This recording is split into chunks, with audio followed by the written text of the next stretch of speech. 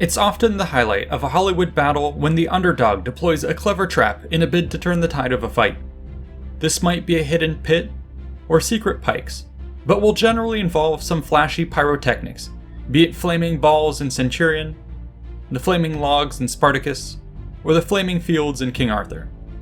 While certainly cinematic and theoretically quite effective, did this sort of thing really exist? Today, let's explore the surprising history of ancient battlefield booby traps. You can scheme your own realm's defenses through our sponsor, Kingdom Maker.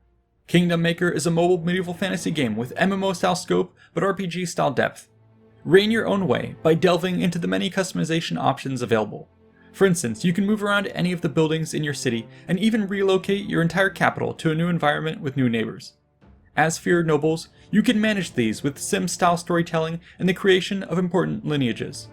This system is actually my favorite and is quite hilarious, given the comedic nature of the game, which lets you boink to produce desired offspring, while sacrificing all who displease you to the local volcano.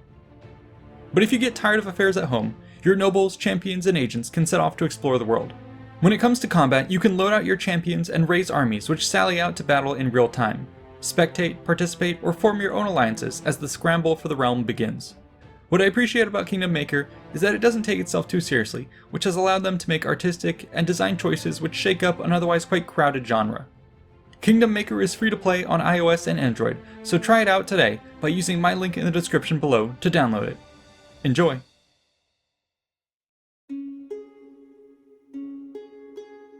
At first glance, these Hollywood ideas don't seem too fantastical. After all, they're fairly straightforward to build in terms of manpower, resources, and technical know-how. So in theory, I would argue that most competent armies of antiquity could certainly build such battlefield traps if they wished. The next question then becomes, did they ever want to? Well, this would ultimately depend on the situation.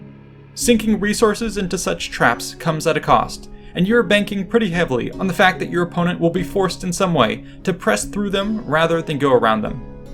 Naturally, the best situation for investing in traps will be in the defense of static, permanent positions such as cities and fortresses. You typically have months, years, and even decades to work on fortifications with an enemy that will be forced to attack from a limited direction. In this regard, the ancient world was filled with well-defended locations bristling with anti-siege features. Oftentimes this came in the form of walls protected by trenches and backed by towers. Artillery also could rain death from above, while heavy material like stone and rubble might also be thrown down upon attackers. More complex devices might also appear, like the inventive machines of Archimedes during the Roman siege of Syracuse, or the apparent use of toxic chemicals in the sapper tunnels between Dura Europos. But this isn't much of a revelation, and I wouldn't really categorize many of these as the sorts of battlefield traps we're looking to investigate.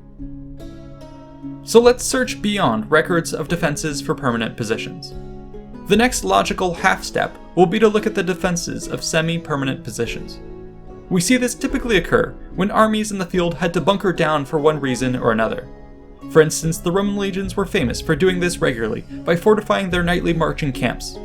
We know that other armies made similar efforts to safeguard their camps, and Tacitus even mentions that the barbarian Cati began to entrench themselves at night after having become accustomed to the Roman methods of war.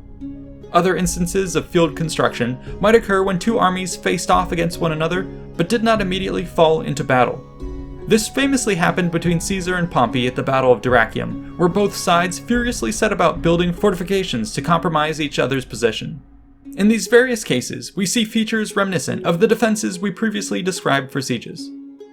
However, for these semi-permanent positions, there was often less time to prepare, and thus works were typically on a relatively smaller scale.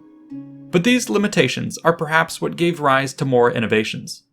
Taking the Romans as an example, they seem to have created the ancient equivalent of a minefield. The basic idea of these Lilia was to dig a series of conical holes with spikes at the bottom. These might be obfuscated by a layer of hay or shallow water. Opponents could certainly avoid them, but doing so would drastically slow their advance and leave them prey to ranged attacks. They were famously used by Caesar's troops in his encirclement of Alesia and would have helped in the fight to repel counterattacks by a far more numerous Gallic host. Archaeologists studying the remains of other Roman fortified positions, such as the castles of the Antonine Wall, have found the remains of these Lilia as well, indicating that their construction was quite standard practice. In fact, Such booby traps were so simple that they appeared across much of the ancient world, from the tiger pits of the east to the wolf holes of the west.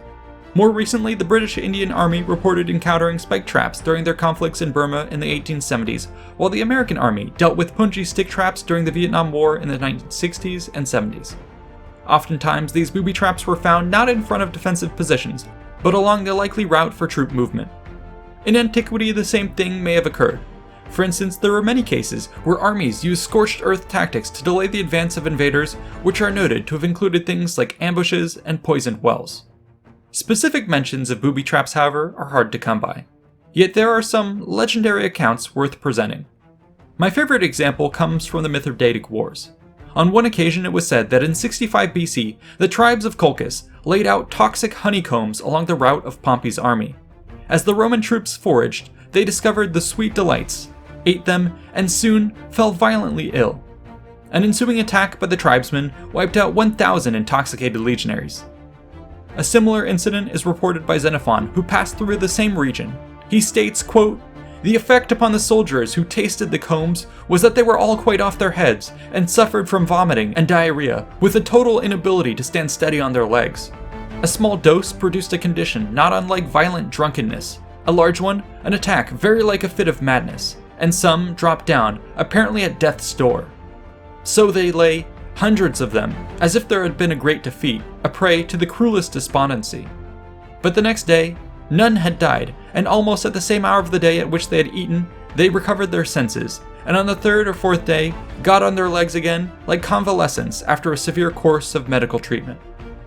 This so-called mad honey was likely produced by bees, which had ingested the nectar of Rhododendron ponticum, which is known to have toxic properties.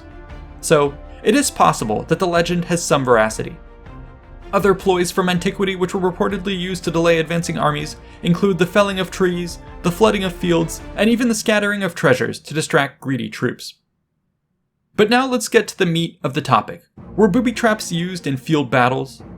The answer is actually yes, and the examples are quite varied. One of the most common situations in which ancient booby traps were used seems to have been in an attempt to counter the threat of mounted forces. In this regard, caltrops were widely used, owing to just how easy they were to produce, carry, and deploy. We have numerous examples of their use. Among the earliest recorded incidents was at the Battle of Gaugamela, when Persian forces scattered so-called crow's feet across the plains. In the decades which followed, the various diadochi would embrace this tactic in their ongoing feuds. Records mention the extensive use of special spike balls which could be strewn or buried en masse as a defense in field, camp, and siege battles. Soon, others across antiquity would follow in their footsteps. The Romans certainly used them, and caltrops seem to have often been part of a legionary kit. Famously at the Battle of Nisibis in 217 AD, Parthian cataphracts charged the Roman lines, forcing their light screen back with heavy losses. However, in the retreat, these troops scattered caltrops behind them, which badly mangled the pursuing forces. Now, with the assault's momentum broken, the Roman heavy infantry could close the distance and turn the tide of battle. Other variants of the caltrop existed as well, with more heavy-duty deployables apparently being used to counter the threat of elephants. For instance, during the siege of Megalopolis in 317 BC, the defenders laid a trap for attacking elephants by concealing boards studded with nails along a path leading from the breach in the city's walls. It proved brutally effective, and others would soon pick up on this anti-elephant tactic. At the Battle of Gaza in 312 BC, for example, Ptolemy deployed caltrops linked together with iron chains to counter Demetrius' force of 43 war elephants. When these charged the Egyptians, they fell upon the spikes, causing them great pain. The terrible screams of the frontline elephants panicked the rest, which now ran amok. This allowed Ptolemy to follow up with a swift assault that captured the elephants and routed the enemy army. Now that we've discussed how small-scale booby traps were deployed in field battles, let's step things up and look at cases where traps were even larger. Naturally, these were harder to deploy and therefore more rare. Yet we still have evidence that they occurred. One major type of trap was the pit trap. In some cases, it could be left exposed as a means to merely control the flow of battle. The Battle of Dara is an excellent example, where the outnumbered Romans under Belisarius dug a number of trenches to counter the cavalry of the Persians. These succeeded in delaying battle, and though they were eventually forded when the Sassanids attacked, they served to isolate those few units who crossed and made them all the more easy to destroy in the counterattack. So while in this case, the undisguised traps were non-lethal themselves, they nonetheless still helped attain victory. But when efforts were made to actually camouflage pit traps, they could be even more devastating, even against infantry. One prime example comes from the Battle of Gaugamela in 2nd century Gaul.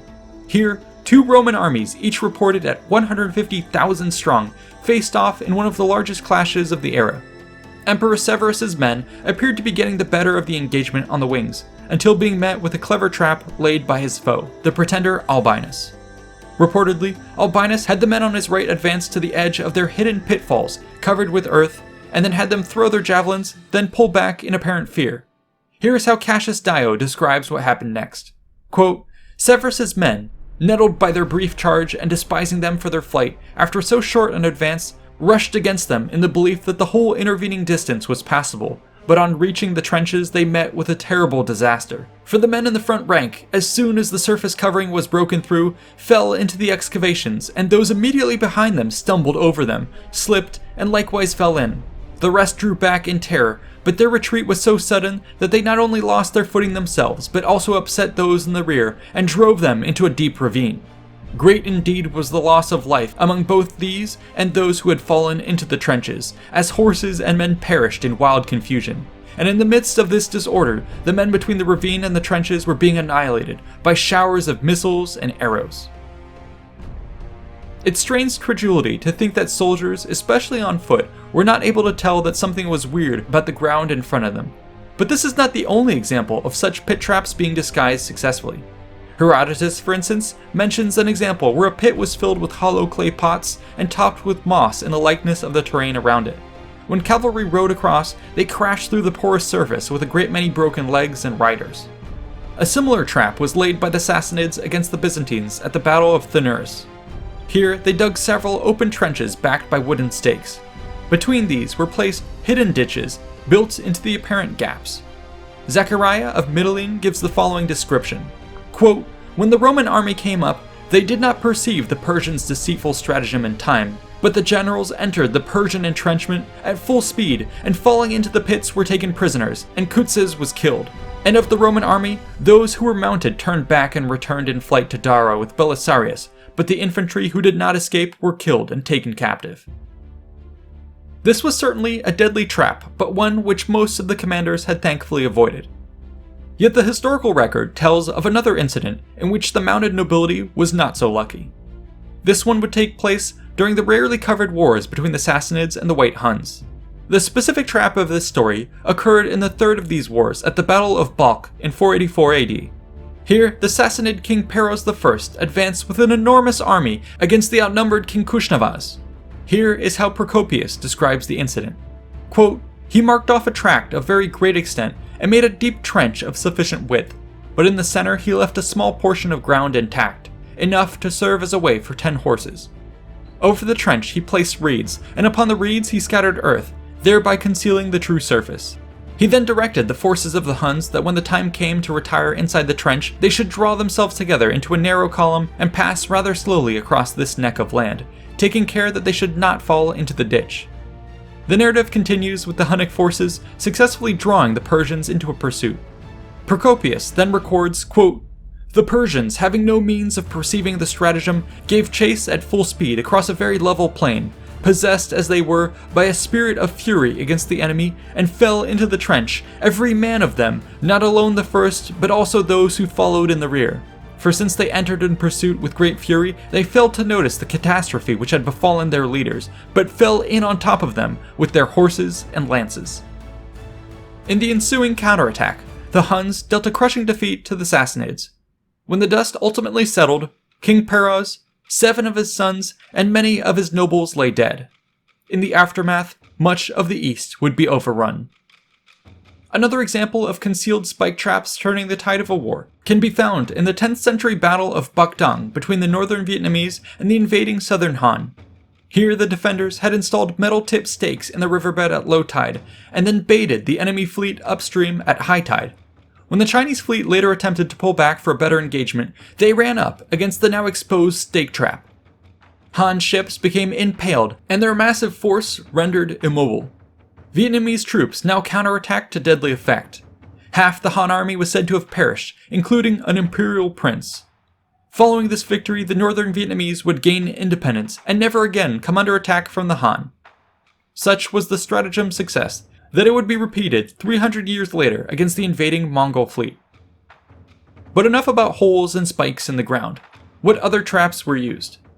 Well, I actually had a hard time finding evidence of the burning logs or hay bales seen in Hollywood films. But there are recorded cases of objects being rolled at armies. For example, during Hannibal's crossing of the Alps, it was said that the Alpine tribesmen who attacked his column sent large stones down upon them. In another case, the Macedonians advancing on Thracian troops were met with carts rolling down on them. But none of these were set on fire like you'd see in the big screen. The closest I could find might be the Battle of Red Cliffs, where fire ships were sent drifting towards an enemy fleet. But I'll have to admit here, my low familiarity and access to non-Western sources probably leaves me in the dark with regards to some of the more directly comparable examples. In my cursory reading of Romance of the Three Kingdoms, for instance, I know that it's chock full of all kinds of legendary accounts of tricks by various commanders. Generally speaking though, fire-related traps were quite rare in antiquity, given the technological limitations of the time. There are of course exceptions to this. For instance, during the siege of Jerusalem, the Jewish defenders destroyed Roman siege ramps by digging a mine beneath them and setting these alight with incendiaries. In another instance, they left a portion of the walls empty, baiting the Romans to assault them, and then lit the fires of the rafters below to destroy all who had climbed up. The most spectacular fire traps, though, would likely have been tied to the use of naphtha, with specific weapons like the Byzantine grenades, flamethrowers, and fireships, which we've previously covered in our Units of History episodes. I'm sure that there are many more examples of traps from antiquity and certainly the Middle Ages, which could further be brought up to support the argument that booby traps were definitely a thing in ancient battles. In fact, historians in the past themselves even took to cataloging their uses in military manuals. For example, in the Strategicon, Maurice makes extensive mention of the use of trenches, caltrops, and various horse breakers in his discussion on ambushes. I look forward to reading some of your own compilations of ancient trap examples in the comments below, so definitely let me know what you find. Many of you were actually quite instrumental in crowdsourcing what we presented so far, and I can't thank you enough. I also wanted to give a big shout out as well to our patrons for funding the channel. Please consider supporting us there as well, where you can get script previews, art downloads, and more. I also wanted to thank the researchers, writers, and artists for making this episode possible. Be sure to like and subscribe for more content, and check out these other related episodes. See you in the next one.